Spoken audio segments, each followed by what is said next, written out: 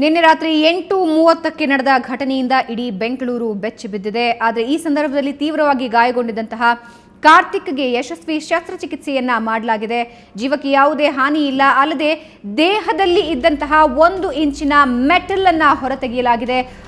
ಆ ಮೆಟಲ್ ಅನ್ನ ನೀವೀಗ ಗಮನಿಸ್ತಾ ಇದ್ದೀರಾ. ವೈದ್ಯರು ತಮ್ಮ ಕೈಯಲ್ಲಿ ಹಿಡಿದಿದ್ದಾರೆ. ಆ ಮೆಟಲ್ ಕಾರ್ತಿಕ್ನ ಎಡಭಾಗದ ಭುಜಕ್ಕೆ ಚುಚ್ಚಿಕೊಂಡಿತ್ತು. ಅಲ್ಲದೆ ಆ ಮಾಂಸಖಂಡಗಳು ನುಜ್ಜುಗುಜ್ಜಾಗಿದ್ವು ಅನ್ನೋ ಮಾಹಿತಿಗಳು ಕೂಡ ಲಭ್ಯ ಆಗ್ತಾ ಇದೆ. ಆ ಮೆಟಲ್ ಅನ್ನ ಈಗ ಹೊರತೆಗೆಯಲಾಗಿದೆ. ಅದನ್ನ ಈಗ ಪೊಲೀಸರ ವಶಕ್ಕೆ ಒಪ್ಪಿಸುವಂತಹ ಸಾಧ್ಯತೆ ಇವೆ. ಇನ್ನು 3 ದಿನಗಳಲ್ಲಿ ಆಸ್ಪತ್ರೆಯಿಂದ ಕಾರ್ತಿಕ್ ಡಿಸ್ಚಾರ್ಜ್ ಆಗ್ತಾರೆ ಅನ್ನೋ ಮಾಹಿತಿಗಳು ಲಭ್ಯ ಆಗ್ತಾ ಇದೆ. ಮಲ್ಯ ಆಸ್ಪತ್ರೆಯ ವೈದ್ಯರಾದಂತಹ ಡಾಕ್ಟರ್ ಭಾಸ್ಕರ್ ಪೈ ಈ ಹೇಳಿಕೆಯನ್ನ ನೀಡಿದ್ದಾರೆ. ಕಾರ್ತಿಕ್ಗೆ ನಿನ್ನೆಯ ಸ್ಫೋಟದಲ್ಲಿ 8:30ಕ್ಕೆ ನಡೆದ ಸ್ಫೋಟದಲ್ಲಿ ಆದಂತಹ ಗಾಯದ ಒಳಗಿದ್ದಂತಹ ಮೆಟಲ್ ಅನ್ನ ಹೊರತೆಗೆಯಲಾಗಿದೆ.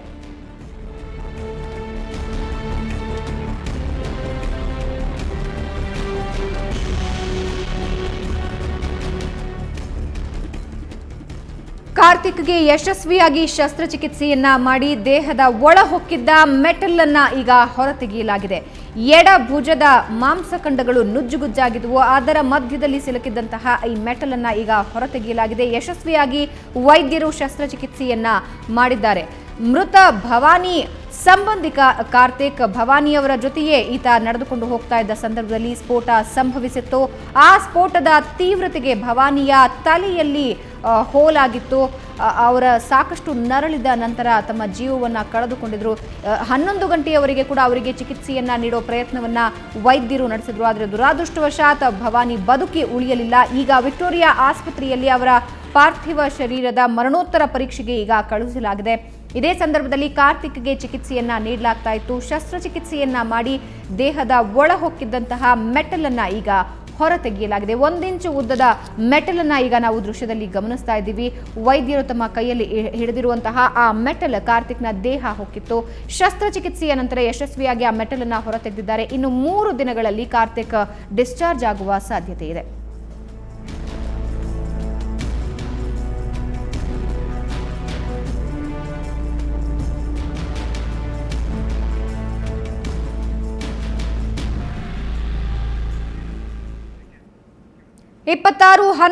ಮುಂಬೈ ಪ್ರಕರಣದ ಸಂಬಂಧಪಟ್ಟಂತೆ ದಾಳಿ ರೂವಾರಿ ಲಖ್ವಿಗೆ ಮಧ್ಯಂತರ ಜಾಮೀನು ಮಂಜೂರಾಗಿದೆ.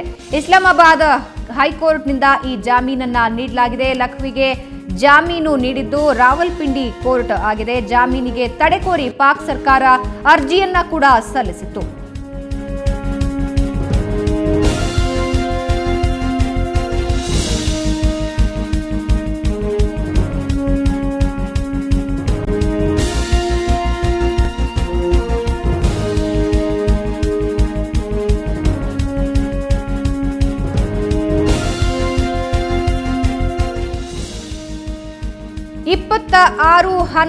ಮುಂಬೈ ದಾಳಿ ಪ್ರಕರಣಕ್ಕೆ ಸಂಬಂಧಪಟ್ಟಂತೆ ದಾಳಿಯ ರೂವಾರಿಯಾಗಿದ್ದ ಲಖ್ವಿಗೆ ಮಧ್ಯಂತರ ಜಾಮೀನು ಮಂಜೂರು ಮಾಡಲಾಗಿದೆ. ಇಸ್ಲಾಮಾಬಾದ್ನ ಹೈಕೋರ್ಟ್ ನಿಂದ ಜಾಮೀನು ಮಂಜೂರಾಗಿದೆ.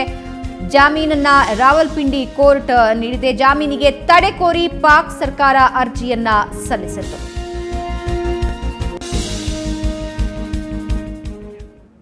ಈ ಬಗ್ಗೆ ಇನ್ನಷ್ಟು ಮಾಹಿತಿ ನೀಡ್ತಾರೆ ನಮ್ಮ ಪ್ರತಿನಿಧಿ ಪ್ರಶಾಂತ್ ನಾತು. ಪ್ರಶಾಂತ್, ಇಸ್ಲಾಮಾಬಾದ್ನ ಹೈಕೋರ್ಟ್ ಲಖ್ವಿಗೆ ಜಾಮೀನನ್ನ ಮಂಜೂರು ಮಾಡಿದೆ. ಈ ಬಗ್ಗೆ ಹೆಚ್ಚಿನ ಮಾಹಿತಿ ಏನಿದೆ? ಮುಂಬೈ ದಾಳಿಯ ಸಂದರ್ಭದಲ್ಲಿ ಪಾಕಿಸ್ತಾನದ ರಾವಲ್ಪಿಂಡಿಯ ಸ್ಥಳೀಯ ನ್ಯಾಯಾಲಯ ಜಕೀರುಲ್ ಲಖ್ವಿಗೆ ಜಾಮೀನನ್ನ ನೀಡಿತ್ತು. ಇದನ್ನ ಪ್ರಶ್ನಿಸಿ ಪಾಕಿಸ್ತಾನ ಸರ್ಕಾರ ಇಸ್ಲಾಮಾಬಾದ್ ಹೈಕೋರ್ಟ್ ನಲ್ಲಿ ಇದನ್ನ ಪ್ರಶ್ನಿಸಿ ಮೇಲ್ಮನವಿ ಅರ್ಜಿಯನ್ನ ಸಲ್ಲಿಸಿತ್ತು. ಹೈಕೋರ್ಟ್ ಕೂಡ ರಾವಲ್ಪಿಂಡಿ ನ್ಯಾಯಾಲಯದ ಆದೇಶವನ್ನ ಎತ್ತಿ ಹಿಡಿದಿದೆ.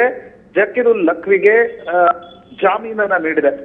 ಸ್ಥಳೀಯ ನ್ಯಾಯಾಲಯ ಜಾಮೀನನ್ನ ನೀಡಿದ ನಂತರ ಭಾರತ ಸರ್ಕಾರ ವ್ಯಕ್ತಪಡಿಸಿದ ಅಸಮಾಧಾನ ಮತ್ತು ಪೇಶಾವರದ ಘಟನೆಯ ಕಾರಣದಿಂದಾಗಿ ಪಾಕಿಸ್ತಾನ ಸರ್ಕಾರ ಶಾಂತಿ ಮತ್ತು ಸುವ್ಯವಸ್ಥೆ ಕದಡಬಹುದು ಅನ್ನುವ ಕಾರಣಕ್ಕಾಗಿ ಜಕೀರುಲ್ ಲಖ್ವಿಯನ್ನ 3 ತಿಂಗಳ ಕಾಲ ಜೈಲಿನಲ್ಲಿರ್ತಕ್ಕಂಥ ನಿರ್ಣಯವನ್ನ ತೆಗೆದುಕೊಂಡಿತ್ತು. ಆದ್ರೆ ಪಾಕಿಸ್ತಾನದ ನ್ಯಾಯಾಲಯಗಳು ಕೂಡ ಭಯೋತ್ಪಾದನೆಯ ಘಟನೆಗೆ ಸಂಬಂಧಪಟ್ಟಂತೆ ಇಷ್ಟೊಂದು ಮಾಸ್ಟರ್ ಮೈಂಡ್ ಅಂತಕ್ಕಂಥ ಎಲ್ಲಾ ರೀತಿಯ ಡೋಸಿಯರ್ಗಳನ್ನ ದಾಖಲೆಗಳನ್ನ ಭಾರತ ಸರ್ಕಾರ ಪಾಕಿಸ್ತಾನಕ್ಕೆ ಕೊಟ್ಟಿದೆ. ಆದ್ರೂ ಕೂಡ ನ್ಯಾಯಾಲಯಗಳು ಇಂಥ ಒಬ್ಬ ಉಗ್ರನನ್ನ ಜಾಮೀನು ನೀಡ್ತಾ ಇರತಕ್ಕಂಥದ್ದು ಅಲ್ಲಿನ ನ್ಯಾಯ ವ್ಯವಸ್ಥೆಯ ಬಗ್ಗೆ ಒಂದು ದೊಡ್ಡ ಪ್ರಶ್ನಾರ್ಥಕ ಚಿಹ್ನೆಯನ್ನ ಎತ್ತದೆ. ಕೇವಲ ಅಲ್ಲಿನ ಸರ್ಕಾರಗಳು ಮಾತ್ರವಲ್ಲ, ನ್ಯಾಯಾಲಯಗಳು ಕೂಡ ಭಾರತದಂಥ ದೇಶದಲ್ಲಿ ಇಂಥ ಒಂದು 2008 ನವೆಂಬರ್ 26 ಘಟನೆಯನ್ನ ಪಾಕಿಸ್ತಾನದಲ್ಲಿ ಕುಳಿತು ಸಂಚು ರೂಪಿಸಿದ ಉಗ್ರನಿಗೆ ಜಾಮೀನು ನೀಡಬಹುದೆನ್ನುವುದಾದರೆ ಪಾಕಿಸ್ತಾನದ ನ್ಯಾಯಾಲಯಗಳು ಕೂಡ ನ್ಯಾಯ ವ್ಯವಸ್ಥೆ ಏನೊಂದು ಕ್ರಿಮಿನಲ್ ಜುರಿಸ್ಪ್ರುಡೆನ್ಸ್ ಅನ್ನ ಫಾಲೋ ಮಾಡುವಾಗ ಯಾವ ರೀತಿಯಾಗಿರ್ತಕ್ಕಂಥ ನಿಯಮಗಳನ್ನ ತೆಗೆದುಕೊಳ್ತವೆ ಅಂತಕ್ಕಂಥದಕ್ಕೆ ಇದೊಂದು ಪ್ರತ್ಯಕ್ಷ ಸಾಕ್ಷಿ. ಯಾಕೆ ಪಾಕಿಸ್ತಾನ ಭಯೋತ್ಪಾದನೆಯ ಘಟನೆಯ ನಂತರ ಪಾಕಿಸ್ತಾನದ ಸೇನೆ, ಪಾಕಿಸ್ತಾನದ ಸರ್ಕಾರ ಮತ್ತು ಅಲ್ಲಿನ ಸೇನೆ ಮತ್ತು ಸರ್ಕಾರದಿಂದ ಪ್ರೇರಿತವಾಗಿ ನಡೀತಾ ಇರತಕ್ಕಂಥ ನ್ಯಾಯಾಲಯಗಳ ಕಲಾಪಗಳು ಈ ರೀತಿ ಹೇಗೆ ನಡೀತವೆ ಅನ್ನೋದಕ್ಕೆ ಲಖ್ವಿಗೆ ದೊರೀತಾ ಇರತಕ್ಕಂಥ ಜಾಮೀನು ಒಂದು ಪ್ರತ್ಯಕ್ಷ ಉದಾಹರಣೆ. ಕೇವಲ ನಾಟಕದಿಂದ ಮಾತ್ರ ಉಗ್ರರನ್ನ ಸದೆಬಡಿಲಿಕ್ಕೆ ಸಾಧ್ಯವಿಲ್ಲ. ಆದ್ರೆ ಜಕೀರುಲ್ ಲಖ್ವಿಗೆ ಮತ್ತೆ ಪಾಕಿಸ್ತಾನದ ಹೈಕೋರ್ಟ್ ಇವತ್ತು ಜಾಮೀನನ್ನ ನೀಡಿದೆ. ಭಾವನಾ, ಧನ್ಯವಾದ ಪ್ರಶಾಂತ್ ನಿಮ್ಮೆಲ್ಲ ಮಾಹಿತಿಗೆ.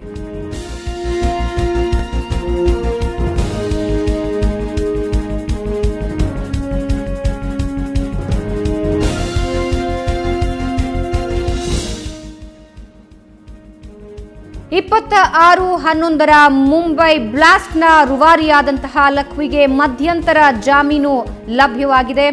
ರಾವಲ್ಪಿಂಡಿ ಕೋರ್ಟ್ ಈಗಾಗಲೇ ಜಾಮೀನನ್ನ ನೀಡಿತ್ತು. ಭಾರತ ತೀವ್ರ ಅಸಮಾಧಾನವನ್ನ ವ್ಯಕ್ತಪಡಿಸಿತ್ತು. ಅಲ್ಲದೆ ತನ್ನದೇ ಒತ್ತಡದ ಮೂಲಕ ಪಾಕಿಸ್ತಾನಕ್ಕೆ ತನ್ನ ಸಂದೇಶವನ್ನ ರವಾನೆ ಮಾಡಿತ್ತು. ಅಲ್ಲದೆ ಈಗ ಪೇಶಾವರದಲ್ಲಿ ನಡೆದಂತಹ ಹೃದಯ ವಿದ್ರಾವಕ ಘಟನೆಯಿಂದಲೂ ಕೂಡ ಪಾಕಿಸ್ತಾನ ಮುಂದೆ ವಿಧ್ವಂಸಕ ಕೃತ್ಯಗಳು ಆಗುವ ಒಂದು ಸಂದರ್ಭ ಆಗಬಹುದು ಅನ್ನೋ ಕಾರಣಕ್ಕೆ ಆ ಒಂದು ಜಾಮೀನನ್ನ ತಡೆ ಕೋರಿ ಹೈಕೋರ್ಟ್ನ ಮೆಟ್ಟಿಲೇರಿತು. ಇಸ್ಲಾಮಾಬಾದ್ನ ಹೈಕೋರ್ಟ್ ಮೊರೆ ಹೋಗಿತ್ತು. ಆದರೆ ಹೈಕೋರ್ಟ್ ರಾವಲ್ಪಿಂಡಿಯ ಆದೇಶವನ್ನ ಎತ್ತಿ ಹಿಡಿದಿದೆ.